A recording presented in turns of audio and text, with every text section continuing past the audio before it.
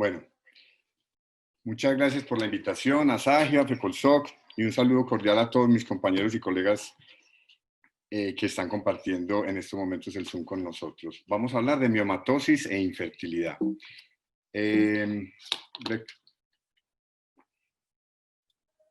No tengo ningún conflicto de interés en este momento.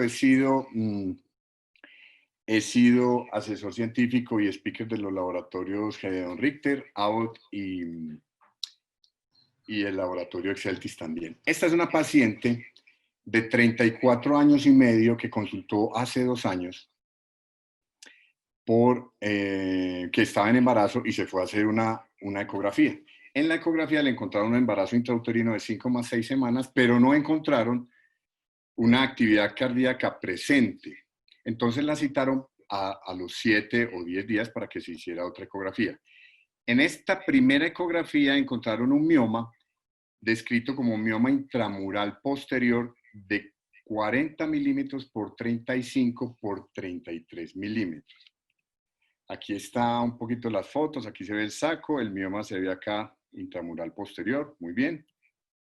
Se ve un poquito más agrandado aquí la foto del mioma, aquí está el saco gestacional, y a los 7-10 días la examina el mismo evaluador y encuentra que evidentemente ya no hay actividad cardíaca, hay una pérdida embrionaria y describe el mismo evaluador un mioma, pero ya de otro tamaño, de 32 milímetros por 31 milímetros por 29 milímetros. Aquí se ve el saco gestacional ya disminuido, ¿sí? Y aquí se ve nuevamente el mioma. Entonces, esa paciente se le hace un manejo médico de su pérdida embrionaria, el cual es exitoso y se da de alta. La paciente consulta nuevamente este año, en el mes de mayo, a ginecología porque después de 2 años no ha logrado quedar en embarazo. Entonces la paciente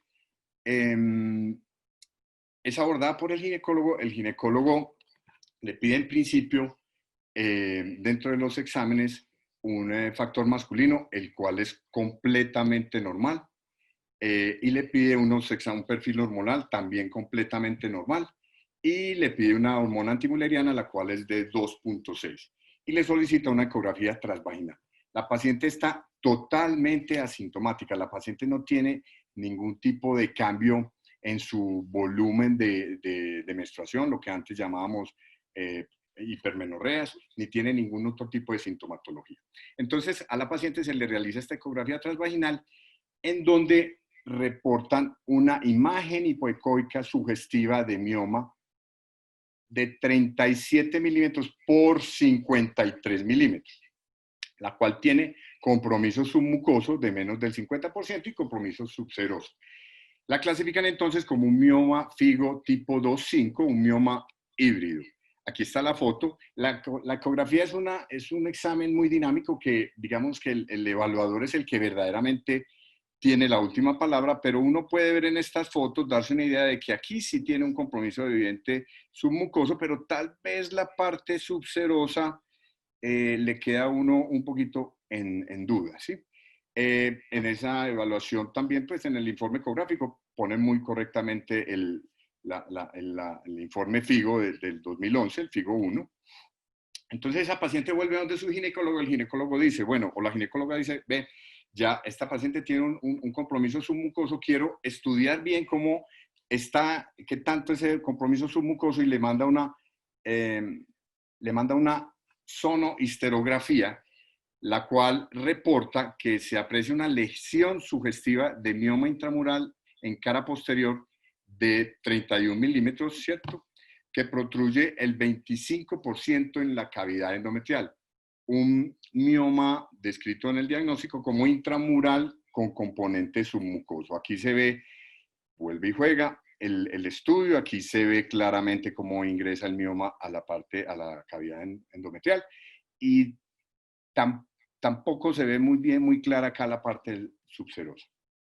Bueno, estas fotos no están tan buenas, estas segundas, pero entonces la paciente es remitida a nuestro servicio y en nuestro servicio, después de tener una paciente de 36 años y medio que no tiene ningún otro factor predisponente para infertilidad y que está totalmente asintomática y que ya se embarazó hace 2 años espontáneamente y vemos los exámenes que le acaban de hacer este mes de mayo, pues la vemos la semana pasada y le hacemos nuevamente una evaluación ecográfica, siendo un poco más estrictos, sabiendo que ese mioma tiene un componente submucoso, pero siendo mucho más estricto en la parte intramural. Entonces encontramos un mioma más o menos de 35 por 32, 33 milímetros, y es un mioma que tiene una parte submucosa, evidentemente, pero la parte subserosa no está comprometida. Es más, le vemos acá que en la parte externa del mioma está casi, podría decirse que en varios planos, a 1 centímetro respetando la serosa. Entonces, con esa paciente, ¿ustedes qué harían? Primero, le harían una resonancia magnética, pensando en que tiene una ecografía de hace un mes, muy bien especificada, con todas las características FIGO, que dice que es un mioma híbrido tipo 2,5 y que tiene un componente subseroso. Entonces uno dice, le hago una resonancia magnética para visualizar mejor y complementar todo. Segundo, le hago, si presenta algún tipo de síntoma, un manejo sintomático y lo observo. Es una paciente que ya se embarazó, hace 2 años se embarazó espontáneamente, y si presenta algún tipo de aumento de volumen del sangrado, pues le doy unos antiinflamatorios, unos procoagulantes tipo ácido tranexámico. Tercero, hago exactamente lo mismo, pero ojo, tengo cuidado porque es una paciente, a pesar de que tiene una antimuleriana de 2,6, es mayor de 35 años, la calidad de los óvulos va mermando, puede mermar, y entonces la observo por 6 meses. O cuarto, esta es una paciente con un mioma único, submucoso, con pues una buena parte submucosa, y digo, pues, no será candidata a una embolización uterina que me pueda de pronto necrosar ese mioma y que no me lo pueda expulsar. Quinto, ¿o será que le hago un tratamiento con agonistas de la GnRH o moduladores de los receptores de progesterona y le hago ese tratamiento entre 3 meses y 1 año y la voy evaluando y según la respuesta que tenga, pues voy bien? ¿O le hago una miomectomía por laparotomía? Yo domino la vía laparotómica, no manejo la parte endoscópica, ya me dijeron que tenía un mioma 2,5 híbrido, entonces hago una laparotomía. O por el contrario, yo domino la parte endoscópica y le hago una miomectomía por laparoscopia, también entrando, probablemente no, entrando a cavidad, haciendo una reconstrucción de cavidad uterina. O le hago un abordaje inicial por histeroscopia, habiendo hecho un adecuado mapeo, localización y definición de dónde está el mioma, y lo abordo histeroscópicamente. O en último término digo, no, esta paciente es verdaderamente una paciente para remitir a un centro de fertilidad. Sea lo que ustedes decidan, les digo que tal vez los 2 pilares fundamentales son tener una buena clasificación del mioma, un muy buen mapeo, una muy buena ubicación y saber cómo está ese mioma, y definir si existen factores asociados en esa paciente que presenta miomatosis uterina e infertilidad. Entonces, en estos 10, 12 minuticos que me restan, voy a hablar estos 4 derroteros rápidamente para que nos orientemos en cuanto a miomas e infertilidad. Generalidades, no voy a parar mucho, ustedes lo saben, se presenta más en razas afrodescendientes, en otras pacientes de otras razas entre un 40 y un 70%. Generalmente, entre un 30 y un 40% se presentan síntomas cuando hay miomatosis uterina. Y estos 2 puntos son muy importantes. Hasta el 27% de las pacientes que consultan por infertilidad presentan algún tipo de miomatosis uterina. Es para tener en cuenta. Y la miomatosis uterina tal vez se presenta hasta un 3% en pacientes donde la miomatosis misma es la única causa de infertilidad. Hay unos factores que predisponen a la miomatosis, todos los conocemos: alcohol, cafeína, la raza, la nulliparidad, la obesidad, las carnes rojas, hay estudios de vitamina D, en fin. Y hay otros factores que protegen contra la miomatosis: la paridad, el ejercicio, paradójicamente el uso del tabaco y el uso de las frutas y los vegetales. Y en esta época de la genómica y de la proteonómica, pues hay un sustrato genético importante también que se está encontrando en algunos cromosomas como el 5 y el 14, y ese sustrato genético predispone a mayor cantidad de miomas, mayor recurrencia e inclusive se está empezando a ver mayores degeneraciones leiomiosarcomas en los miomas. Entonces, los mecanismos de infertilidad. Hay unas alteraciones anatómicas básicas, un efecto netamente mecánico a nivel de las trompas, del cervix y de la alteración de la cavidad uterina. Y unas alteraciones a nivel de cambios funcionales a nivel del flujo vascular, tanto endometrial y miometrial, y una alteración de un peristaltismo uterino que existe. Sabemos que existen distintos tipos de haces musculares en el útero, dependiendo de dónde estén ubicados, y sus disposiciones son diferentes. Y también sabemos que existe un peristaltismo uterino. El peristaltismo uterino en la menstruación va desde el fondo uterino hacia el cervix, como tratando de expulsar la menstruación. En la fase folicular va desde el cervix uterino hacia el fondo uterino, como tratando de ayudar a los espermatozoides a entrar. Y en la fase lútea hay digamos, unas fuerzas opuestas que tratan de que el útero tenga el menor peristaltismo posible y que haya una quietud, digamos, del peristaltismo, se merme el peristaltismo. La receptividad endometrial clásicamente en algunos estudios como el de Zucara se ha visto alterado tanto en miomas submucosos como intramurales, por aumento de prostaglandinas, aumento de los macrófagos, disminución de dos genes, que son muy importantes en la implantación, el OXA10 y el OXA11. Eso lo vamos a ver ahora más adelantico. Cuando uno habla de miomas, tiene que remitirse a este estudio de la doctora Elizabeth Pritz, es de 2009, está viejito, pero es un estudio clásico. Es un gran estudio, una revisión sistemática de la literatura, donde ella dijo básicamente esto. La infertilidad la afectan los miomas, la fertilidad, perdón, la afectan los miomas en todas las localizaciones. Los miomas submucosos son los que más afectan la fertilidad. Los miomas subserosos no la afectan y los miomas intramurales parecería que sí la afectaran, pero hay estudios y no son concluyentes, entonces lo deja como en veremos. Ya hasta ahora está muy demostrado que los miomas submucosos afectan y tienen tendencia a alterar la fertilidad en las mujeres. Hay múltiples estudios que avalan esto y el Cochrane en el 2013 habla de que la cirugía de mioma submucoso puede inclusive aumentar las tasas de embarazo desde un 20-21% hasta un 39-40%.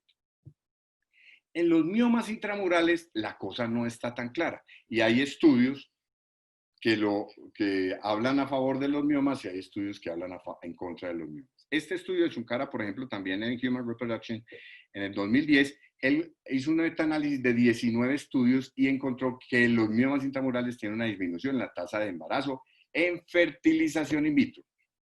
Quiero hacer esta claridad. No existen casi estudios de miomas intramurales en pacientes que no van a ir a fertilización in vitro, ¿sí? Que les hacen un análisis así simple y sencillamente. La mayoría de los estudios son pacientes que van a ser sometidos a procesos de fertilización in vitro, es donde se han estudiado la incidencia o digamos, el efecto que tienen los miomas intramurales en la fertilidad.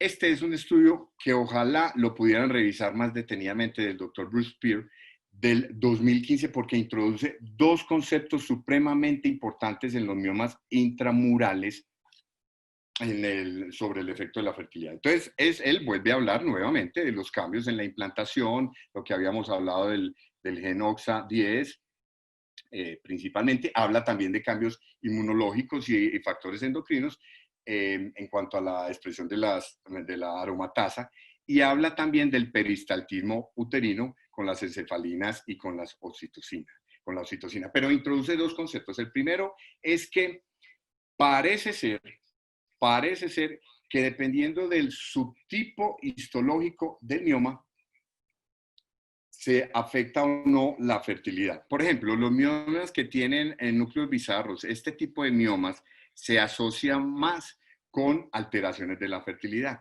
Y los otros tipos histológicos de mioma parece que no. Entonces, eso explicaría por qué uno a veces tiene una paciente con 10 miomas intramurales de distintos tamaños, pero con 6 hijos. Y también explicaría por qué uno tiene de pronto una paciente con un mioma de 4 centímetros intramural y no ha logrado quedar en embarazo. Y el otro concepto que introduce el doctor Pugh es el del grosor de la cápsula. A ver, los miomas submucosos tienen la cápsula muchísimo más gruesa que los intramurales y muchísimo más gruesa que los subserosos. Y el grosor, el mero hecho del grosor de la cápsula hace que se aumenten la oxitocina, la encefalina y todas estas sustancias y se altera todo ese microambiente y se altera totalmente el peristaltismo uterino. Entonces se aumenta muchísimo más el peristaltismo uterino y es por eso que se altera la fertilidad en los miomas intramurales. El grosor de la cápsula también tiene un efecto dependiendo de la ubicación, si el mioma es fúndico, corporal o cervical. Y es así como los miomas cervicales tienen la cápsula mucho más gruesa y por ende alterarían más el peristaltismo uterino y por eso es que uno de pronto entendería que las pacientes con miomas de localización intramural en el cervix uterino presentan una mayor tendencia a amenaza de parto o partos pretérminos. Entonces, como les digo, no existe un estudio ideal que diga, venga, ¿cuál es el tamaño de los miomas intramurales que hay que operar o que hay que tratar? ¿Qué número es? ¿Qué número hay que hacer? Y la distancia que se tiene con respecto a la cavidad uterina. Lo que hay son estudios en pacientes que van a ser sometidas a fertilización in vitro o algún tipo de tratamiento. Entonces existen básicamente de todo.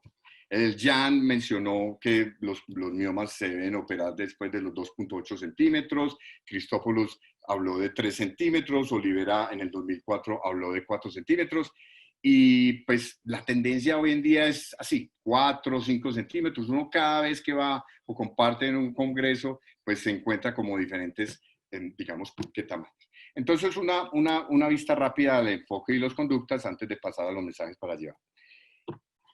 Tal vez lo más importante que les decía es la ubicación, el mapeo de los miomas, saber exactamente con qué estamos tratando y todo eso depende de la técnica usada, del evaluador.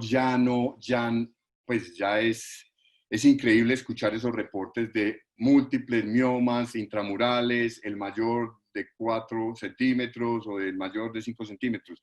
No, verdaderamente hay que hacer una descripción y para eso existe la clasificación de Figo 2, el PALCOIN. Tener en cuenta entonces los factores asociados, la previa tratamientos de fertilidad o no, y la edad. La edad, ya lo hablaba Sergio, lo comentaba ahora un poquito, estas dos filminas rápidas, los folículos se van acabando, señores y señoras, después de los 35 años, los embriones son de muy regular cantidad después de los 35 años, para que tengamos eso en cuenta, y tener en cuenta la clasificación de mioma de Figo, de PALCOIN, la Figo 2 de octubre del 2018 del Dr. Monroe, donde ya se incluye, ¿cierto? Ya se incluye el mioma tipo 3 en contacto en el endometrio como mioma submucoso, ¿cierto? Es un mioma tipo 3 que nosotros operamos. El mioma tipo 3 es de abordaje quirúrgico y histeroscópico y se puede lograr. Entonces, es importante que lo tengan en cuenta. Pero nosotros tenemos este lenguaje de Figo que nos ayuda para diagnóstico, seguimiento y tratamiento de las pacientes. Entonces, el tratamiento, existen muchas cosas del tratamiento, pero vamos a hablar de 3 cosas, del médico alternativo y del quirúrgico. Les voy a hablar de el alternativo, la embolización selectiva. Los estudios ya lo han demostrado, a pesar de las microesferas, han mejorado mucho las microesferas para hacer una embolización más selectiva todavía de las vasculaturas de las microesferas de hace 22 años que me tocó a mí cuando hacíamos embolización selectiva. Pero no está demostrado, tiene una interrogante sobre la reserva ovárica muy importante, entonces no es el método ideal para este tipo de pacientes que están buscando fertilidad. El ultrasonido de alta frecuencia guiado por resonancia magnética puede ser ultrasonido o puede ser térmico, es una técnica, digamos, nueva, es una técnica costosa y es una técnica que está empezando a dar resultados, pero no está exenta de complicaciones. Y también presentan necrosis de los miomas y a veces daños térmicos, que nos tocaría manejar a nosotros los ginecólogos. Pero por el momento todavía no hay una indicación como, digamos, en los pacientes de fertilidad. Y vamos a hablar un poquito entonces del tratamiento médico, donde los principales, digamos, los principales protagonistas son los agonistas de la GnRH y los moduladores selectivos de la progesterona. El secreto está en la progesterona. La progesterona es la que impulsa, ¿sí?, el crecimiento de los miomas a través de factores epiteliales y todo. Entonces, y el crecimiento de las células miomatosas. Si bloqueamos la progesterona, está bloqueado todo eso. Y se aumenta una apoptosis o muerte celular programada de las células del mioma. En términos generales, tienen digamos, un efecto parecido en la disminución del volumen de los miomas. Con la diferencia de que el Lupron da todo eso en la sintomatología, digamos, de calores y todo eso es sintomatología, y el acetato de ulipristal no. Si quieren, ahora en la discusión hablamos un poquito más del acetato de ulipristal. El acetato de ulipristal en estos momentos, en algunos países europeos, estaba siendo usado como en primera elección para tratamiento de miomas en infertilidad. Hace 2 años, el acetato de ulipristal se reportó 5 casos de falla hepática, después de llevar más de 900.000 casos tratados con acetato de ulipristal en Europa. El mismo laboratorio llamó a la EMA y suspendió toda la distribución del acetato de ulipristal hasta que no se estudiara eso. Entonces estudiaron esos 5 casos y esos 5 casos demostraron que eran unas pacientes, una era posmenopáusica, otros 2 o 3 pacientes tenían hepatitis previas o tenían fallas o cirrosis previas y otra tenía altamente alteradas las transaminasas. Entonces, después de 6 u 8 meses de estudio, se recomendó el uso de acetato de ulipristal previa toma de la medición de las transaminasas. Se ha venido usando, en Colombia se sigue usando hasta este febrero, antes de la cuarentena, que se reportó otro caso en España de falla hepática. Se suspendió su uso en Europa, tengo entendido que en Latinoamérica se sigue usando, aquí en Colombia se sigue usando, y el mismo laboratorio pidió nuevamente otro estudio. Lo que les quiero decir es que ese efecto, ¿cierto? Ese efecto tal vez es un efecto muy, muy raro. Esperemos a ver qué sacan de conclusiones, pero el efecto de insuficiencia hepática por acetato ulipristal se presenta en una rareza de 1 en 100.000. Y esperemos a ver qué reporta la EMA. El acetaminofén da el 20% de las causas en Estados Unidos de trasplante hepático, para que tengamos en cuenta eso. Vamos a hablar 2 palabritas del tratamiento quirúrgico. Entonces, el tratamiento quirúrgico, no vamos a entrar en técnicas quirúrgicas, pero existe de todo: pediculado, con el corte o con una disección Roma, como lo vemos en este pequeño corto video acá. Se ha usado la energía monopolar, se ha usado la energía bipolar, se ha usado el monopolar. Yo no tengo experiencia con el monopolar, pero se abre un muy buen campo con el monopolar. La recomendación son miomas hasta de 3 centímetros, algunos hemos sacado miomas de 5 centímetros y se han reportado y todo perfecto. Ahorita podemos discutir un poquito el uso de sondas o de dispositivos después de miomectomías, inclusive, pues principalmente miomas que se encuentren en caras contralaterales, una cara anterior y una cara posterior. Y en términos generales, la miomectomía submucosa ha mejorado tasas de implantación del 16 hasta el 76%. O sea, los estudios muestran que verdaderamente la histeroscopia es una muy buena técnica para esto de la miomectomía submucosa. La laparoscopia y versus la laparotomía. La laparoscopia es una cirugía de mayor complejidad. Ya afortunadamente dejamos esas épocas bárbaras donde los ginecólogos endoscopistas sacábamos pecho diciendo que sacamos 16 miomas, que le sacamos 14 miomas y nos demoramos pues 2 o 3 horas morcelando toda esa cantidad de miomas. Y digamos que los puntos básicos es, si tiene un mioma menor de 10 o 12 centímetros, hágalo por laparoscopia. Si son miomas ubicados en diferentes sitios, más de 4 sitios, ¿por qué no le intenta mejor la laparotomía? Doctor Y, Carlos Felipe, son señor, 25 minuticos ya listo, para que vamos terminando. dame dos minuticos y ya termino, o 3. Vasopresina, una berraquera.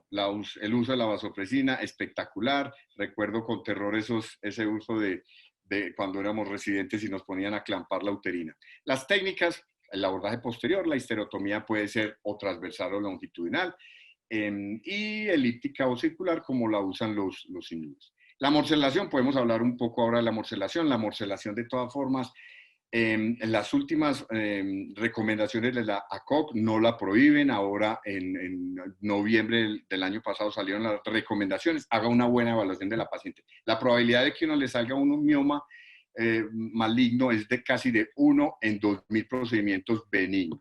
¿Sí? Pero hay estudios que muestran de 1 en 770 hasta 1 en 10.000. La laparoscopia da menor morbilidad, menor incapacidad, menor hospitalización que la laparotomía. Pero ojo, ya está demostrado por múltiples estudios, la laparoscopia y la laparotomía en cuanto a pronóstico reproductivo dan tienen la misma eficacia. Es exactamente lo mismo. Haga la técnica que usted maneje. Cuarto, mensajes a considerar para que nos llevemos para la casa. Miomas submucosos producen infertilidad. Miomas intramurales pueden producir y se asocian con infertilidad. Miomas subserosos generalmente no se asocian con infertilidad. ¿Listo? Y analizar los factores relacionados para definir el tipo de manejo es supremamente importante. La cirugía histeroscópica es una belleza con la conservación de la cavidad e integridad uterina, y más aún que por la parte de FIGO hemos incluido los miomas tipo 3, la laparoscopia y la laparotomía en pronóstico reproductivo son exactamente lo mismo. Y considerar el manejo médico como opción terapéutica de la miomatosis asociada a infertilidad y o como ayudante en el tratamiento quirúrgico. ¿Qué pasó con esta paciente que vimos la semana pasada? Esta es la foto, esta es la histeroscopia que le realizamos el día de ayer. Como vean aquí se ve como un 25, sí, 30%. Acuérdense que los miomas 3 se diferencian de los dos jugando con las presiones de las histeroscopias. La operamos el día miércoles, todo muy bien, y así queda esta cavidad. Entonces estamos pendientes a que la paciente después logre un feliz embarazo y que todos quedemos muy satisfechos. Muchísimas gracias.